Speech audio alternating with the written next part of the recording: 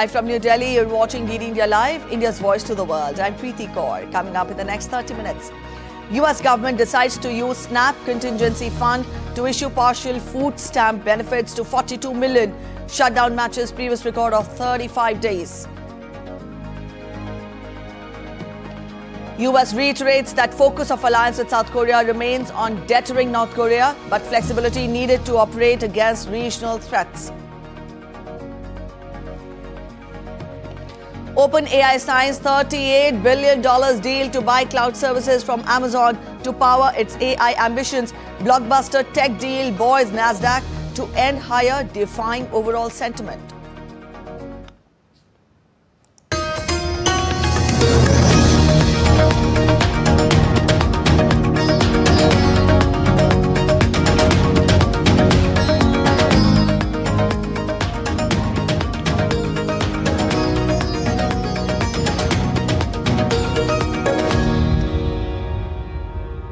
The White House will send only partial food aid payments to 42 million low-income Americans as the government shutdown is set to become the longest on record on Tuesday evening, when it would surpass the record set in 2019.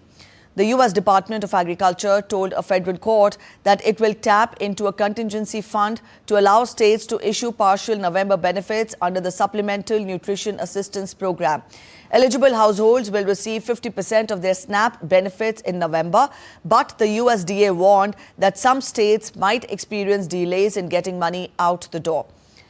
Two federal courts ruled last week that the Trump administration must use a $4.65 billion emergency fund towards the estimated $9 billion cost for November's payments before cutting off the Supplemental Nutrition Assistance Program. Democratic and Republican leaders pointed fingers at each other with no end in sight to the standoff between Republicans and Democrats in Congress. Democrats have blocked spending legislation in the Republican-controlled Congress, saying that any funding package must also expand COVID pandemic-era healthcare subsidies due to expire at the end of December. Republicans say that the issue should be dealt with separately. Senator Majority Leader John Thune said that he's optimistic about ending the government shutdown this week and that the upper chamber would take its 14th vote on a House-passed funding bill on Tuesday.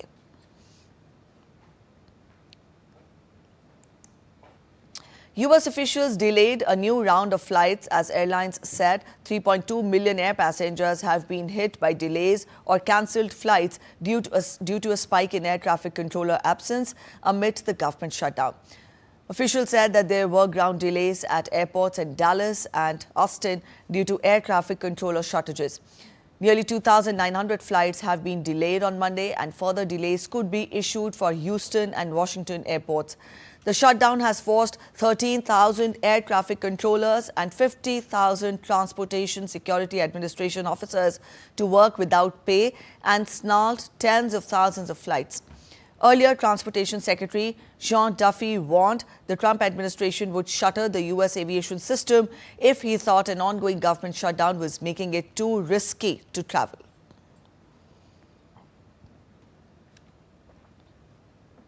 And now we take a look at the key dates and events of the ongoing U.S. shutdown.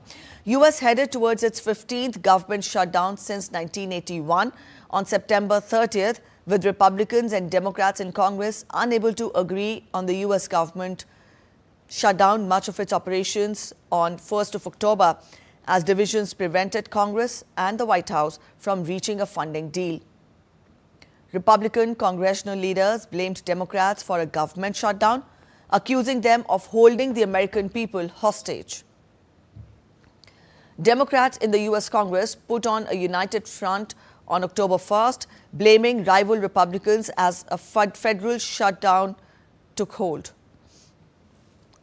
The White House warned of worker layoffs as the first day of the government shutdown unfolded, even as Vice President J.D. Vance insisted no final decisions made. Lawmakers on October 3rd disagreed towards a deal that would allow them to resume government funding. Democrats and Republicans spent several days blaming each other. Both parties' attempts to end the U.S. government shutdown failed during the evening voting in the Senate on October 6th. President Trump told reporters on October 21st that he will not meet Democratic congressional leaders unless the ongoing government shutdown ends. Vice President J.D. Vance on October 31st warned of a holiday meltdown if the shutdown stretches and urged Democrats to provide votes to reopen the government. By the end of the day, this will be the longest shutdown. The previous record had been held by a shutdown that lasted 34 full days from December 2018 to January 2019. Also, U.S. Secretary of Defense Pete Hegseth and South Korean Defense Minister Ahn Gyubak held the annual security consultative meeting today. The meeting is the highest level forum at which the two countries chart the course of their military alliance and South Korea's defense against nuclear-armed North Korea. The two sides are expected to focus around Washington's goal of reshaping the role of U.S. troops in Korea. Washington is considering making the role of the 28,500 U.S. troops in South Korea more flexible, with an eye on maintaining the balance of power in Asia amid concerns about Chinese activities in the South China Sea and around Taiwan. We will get you updates during the day. Earlier, Hegseth's day began with a military welcome from South Korean Defense Minister Ahn Gyubak in Seoul. He inspected a guard of honor while standing on a convertible with his South Korean counterpart.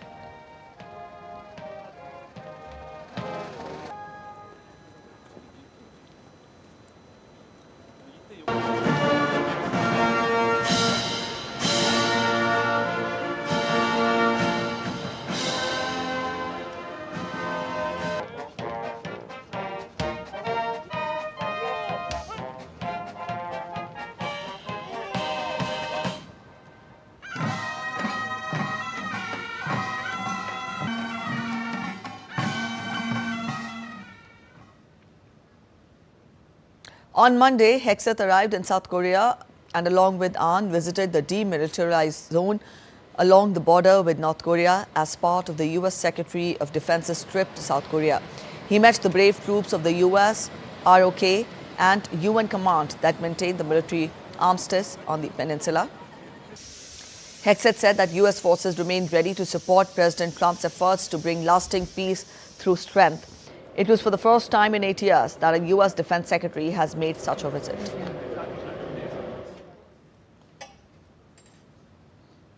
U.S. President Donald Trump said on Monday that he will restrict federal funds for New York City if Democratic candidate Zohran Mamdani wins the city's mayoral elections that will be held on Tuesday.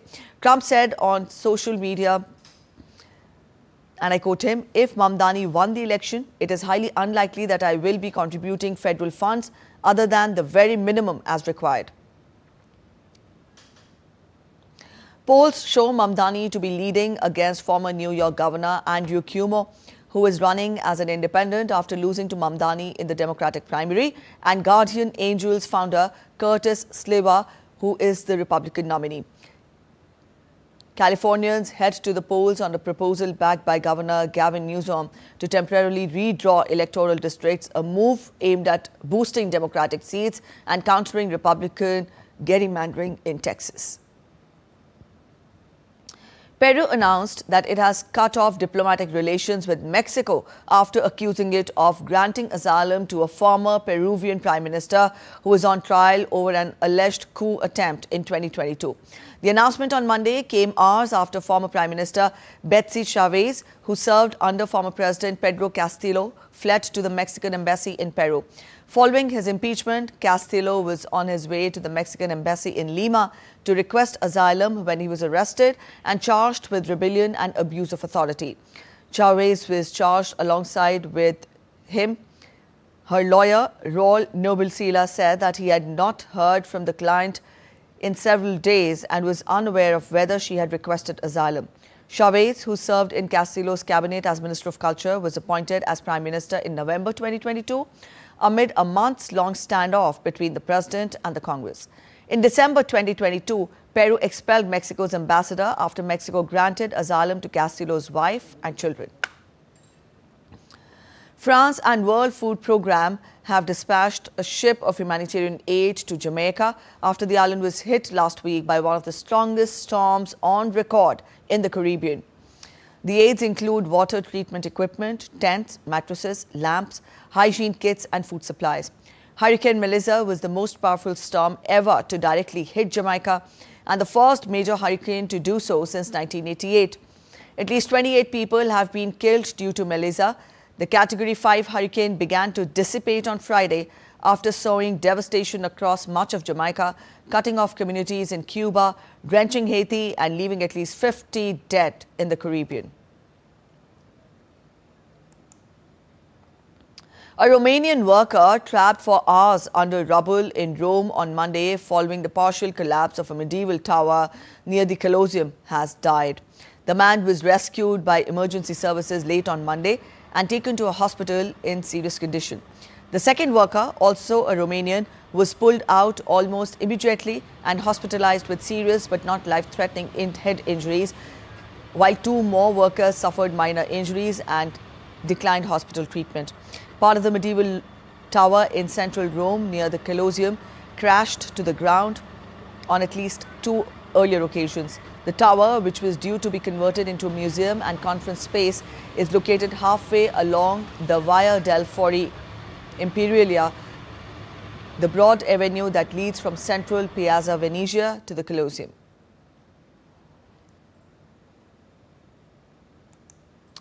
Let's get you weather updates now. Typhoon Kalmegi lashed the central Philippines, bringing torrential rain with strong winds, causing widespread disruption in the region, leaving one person dead. Infographic shows Typhoon Kalmegi's track across the Philippines as of November 4th. Typhoon Kalmegi has brought heavy rainfall and powerful winds to the central Philippines, causing widespread damage and disrupting normal life. Several provinces reported flooding, uprooted trees and power outages as the storm made a landfall. Local authorities have evacuated residents from low-lying areas and coastal areas to temporary shelters. Disaster response teams are on high alert, while the Weather Bureau has advised fishermen to avoid venturing into the sea due to rough conditions.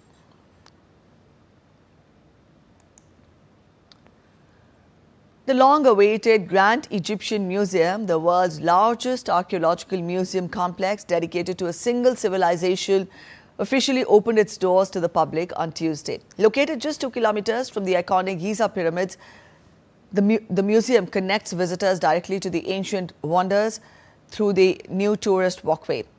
Spanning 500,000 square meters, the museum houses around 100,000 artifacts, half of them on display dating back to more than 6 millennia. The museum's most heavily promoted attraction is the expansive collection of treasures from Tutankhamun's tomb, uncovered in 1922, including the boy king's golden burial mask, throne and sarcophagus, and thousands of other objects. King Khufu's solar boats, which were discovered beside the pyramids and were believed to have been built to carry the king's soul to the heaven, are also part of the museum's items, along with the world's first hanging obelisk, which is standing about 20 meters high.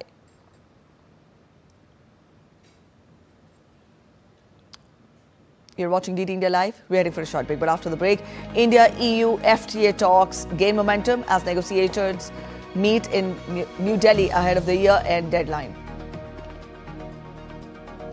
Stay with us for a heartfelt tribute by a mother to her late daughter in Turkey.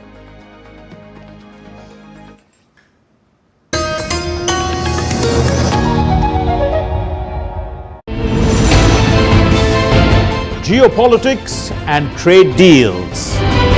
Economic challenges amid development. Hard work and the path to prosperity.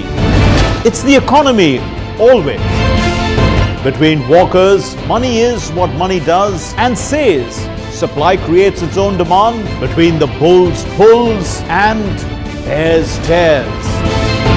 When supply chains globalization and India rises to the podium. We'll get you centered with the Economic Brief at 8 p.m. every Thursday on DD India.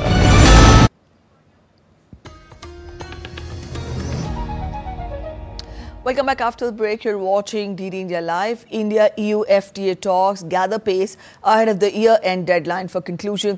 A week after visiting Brussels, Indian Commerce and Industry Minister Piyush Goyal held virtual talks with the European Commissioner of Trade, Maros Sefcovic, and EU's Agri Minister Christopher Hansen. The leaders discussed strengthening the India-EU trade and investment ties, advancing the FTA and deepening cooperation across the priority areas. Both the sides expressed commitment towards balanced and mutually beneficial outcomes.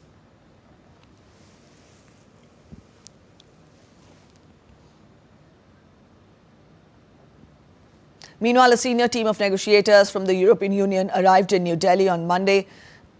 As per the statement, the engagements aim to resolve key outstanding issues and advance the agreement towards a balanced and equitable framework that benefits both the sides. The visit follows Piyush Goyal's official visit to Brussels in October end, where he held forward-looking discussions with Šefčovič. Now, these consultations reaffirm the commitment of both sides to intensify engagement and facilitate a comprehensive trade agreement.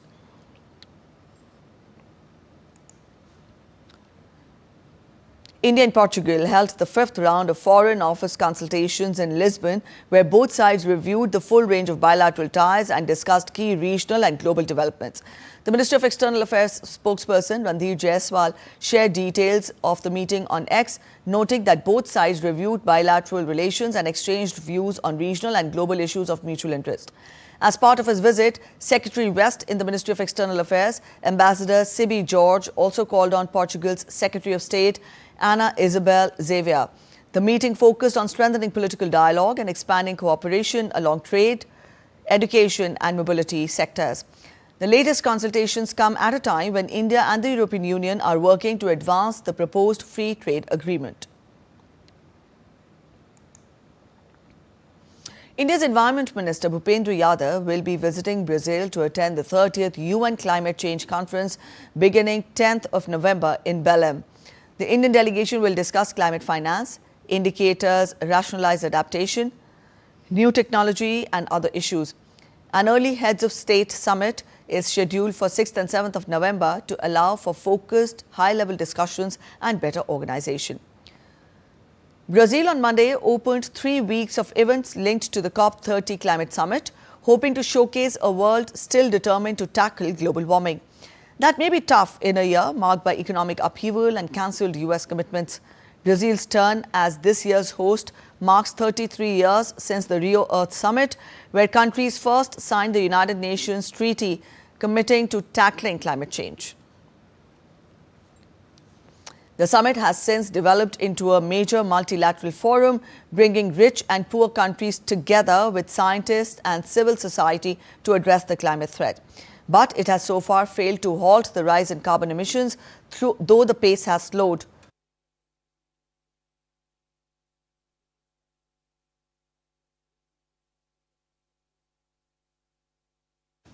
About 40% of industrial-era emissions in the atmosphere have been released since the treaty was signed.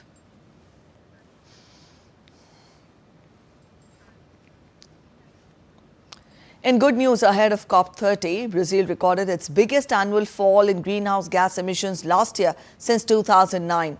Now, according to statistics released by Brazil's Climate Observatory on Monday, the gross emissions of Latin America's biggest country fell by 16.7% year-on-year. The reduction in emissions were attributed to the success of government in fighting deforestation. This is being seen as a boost for President Lula da Silva as he prepares to host UN climate talks. Since Lula's return to the presidency in 2022, the rate of forest clearance in the Amazon, that is the world's biggest tropical forest, has fallen steadily.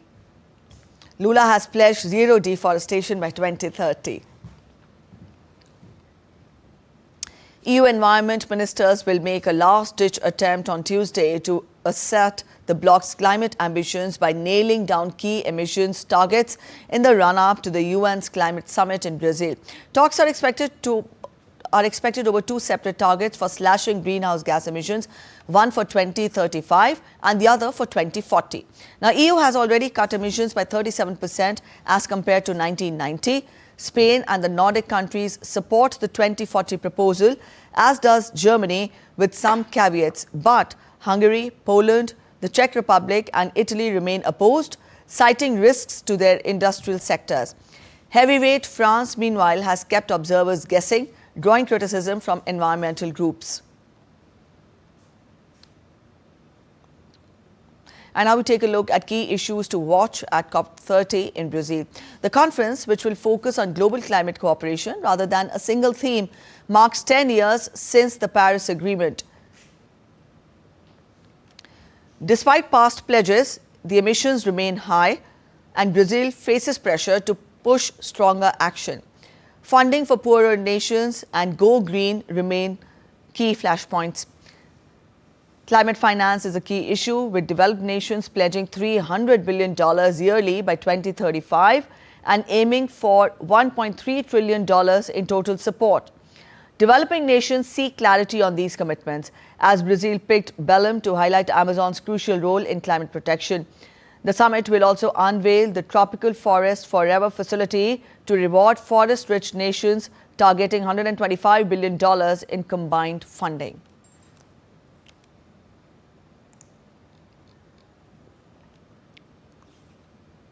India's Minister Dr. Mansukh Mandavia has arrived in Doha to participate in the Second World Summit for Social Development hosted by the State of Qatar from November 4th to 6th.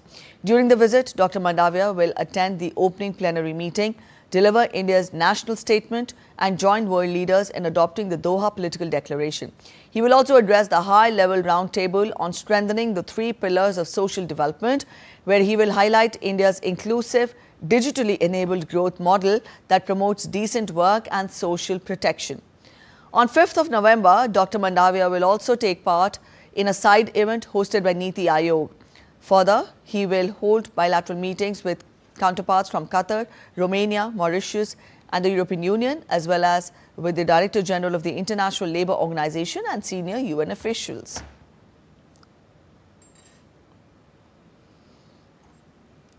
The Embassy of India in Riyadh has inaugurated the 3rd edition of Pravasi Pariche, a week-long cultural festival celebrating India's rich heritage and the Indian diaspora in Saudi Arabia.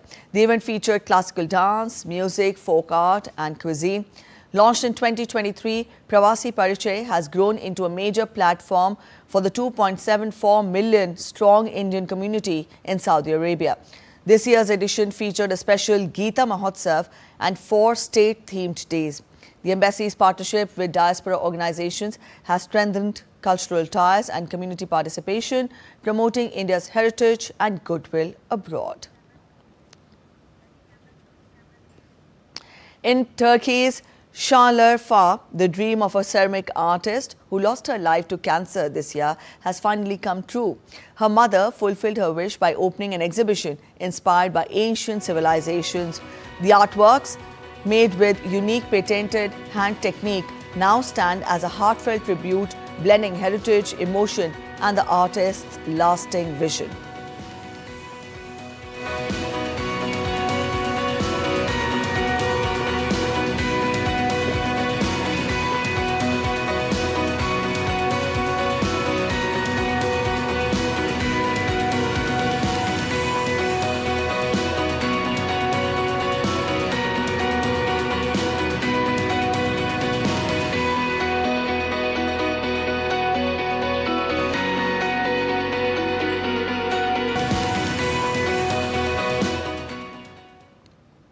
That's it in this edition of DD India Live, but let us know your thoughts on the news of the day. For those of you on the go, you can get all the latest news and updates from India and across the world on the DD India mobile app. Now, this app is available on both Android and iOS platforms, and you can download the respective QR codes.